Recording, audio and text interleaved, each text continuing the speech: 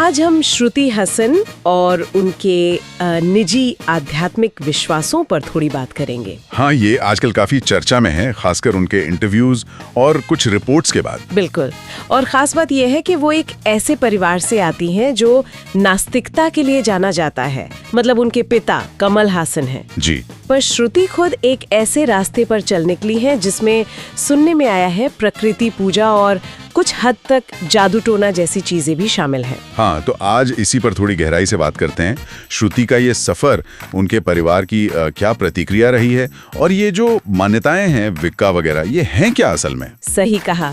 मतलब ये सोचना ही काफी दिलचस्प है कि कोई व्यक्ति, वो भी इतने जाने माने तर्कवादी परिवार से, कैसे अपने मान्यताओं का बिल्कुल अलग रास्ता चुन सकता है। हाँ, और जैसा कि जानकारी है, श्रुति ने खुद भी कहा है कि उनके घर में वो पारंपरिक पूजा पाठ या भगवान का वैसा माहौल नहीं था। कूल।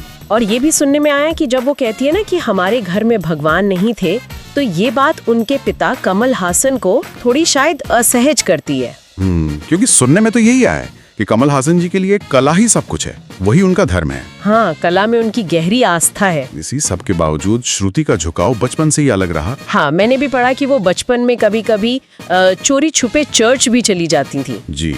और अब वो खुलकर विक्का को मानती हैं। विक्का ये एक तरह का आधुनिक प्रकृति आधारित धर्म है, सही है, जिसे पेगनिज्म के अंदर गिना जाता है। हाँ बिल्कुल, पेगनिज्म एक बड़ा टर्म है और विक्का उसी का एक हिस्सा है जो प्रकृति और उसके चक्रों पर केंद्रित है। और दिलचस्प बात यह है कि वो इसे सिर्फ एक निजी विश्वास की तरह नहीं देखती, है ना? नहीं, बिल्कुल नहीं। उन्होंने इसे पीढ़ियों से चली आ रही स्त्री शक्ति से जोड़ा है। हाँ, वो कहावत भी तो कही थी उन्होंने। हाँ, वो हम उन चुड़ैलों की पोतियां हैं जिन्हें तुम जला नहीं सके।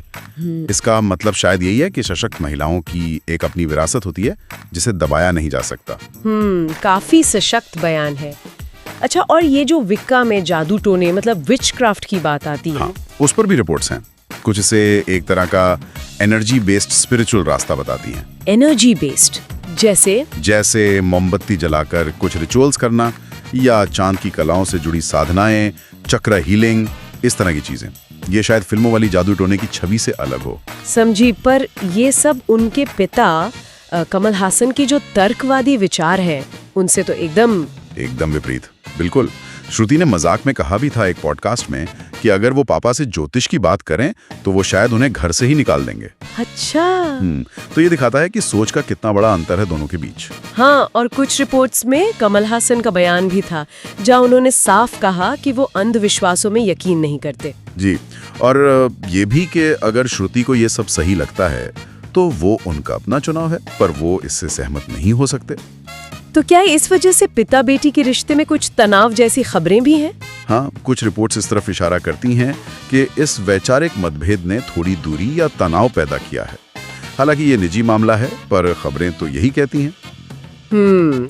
और बात सिर्फ पिता तक ही नहीं है शायद। नहीं, सुनने में आया है कि श्रुति के बॉयफ्रेंड जो विजुअल आर्टिस्ट हैं, संतनु हजारे का, हाँ, वो भी उनके इन विश्वासों से, खासकर जो ये जादू टोना वाला पहलू है, उससे पूरी तरह शायद सहज नहीं है। अच्छा, उनका क्या कहना है इस पर? रिपोर्ट्स के मुताबिक वो मानते हैं कि कला अपने आप में आध्यात्मिक है, लेकिन ये जो प्रैक्टिसेस हैं वो शायद उनकी समझ या दायरे से बाहर हैं। तो ये दिखाता है कि करीबी रिश्तों में भी आध्यात्मिकता को लेकर अलग अलग सोच और सीमाएं हो सकती हैं। बिल्कुल। तो कुल मिलाकर अगर देखें तो श्रुति हासन एक नास्तिक और कह सकते हैं तार्किक माहौल में पली बढ़ी। जी हाँ। लेकिन उसके बावजूद वो अपने लिए एक बिल्कुल अलग आध्यात्मिक पहचान बना रही हैं, जिसमें विक्का है, प्रकृति पूजा है, ज्योतिष का भी जिक्र आया। हाँ, ये सब जानकारी के आधार पर हम कह सकते हैं। ये पूरी स्थिति कई दिलचस्प सवाल खड़े करती है, नहीं? बिल्कुल। जैसे कि व्यक्तिगत आस्था की अपनी जगह कितनी अहम है, परिवार की उम्मीदों का कितना असर पड़ता है, और बाहर की दुनिया इन गैर पारंपरिक रास्तों को कैसे देखती है, ये भी एक सवाल है। सही बात। और यहाँ एक और बात सोचने वाली है कि क्या इस तरह की वैकल्पिक आध्यात्मिकता को चुनना हमेशा तर्क को या कला को नकारना ही होता है? हाँ, ये जरूरी तो नहीं। या फिर ये अलग अलग दिखने वाले रास्ते एक ही इंसान की जिंदगी में एक साथ शायद थोड़े जटिल और अनोखे तरीके से चल सकते हैं?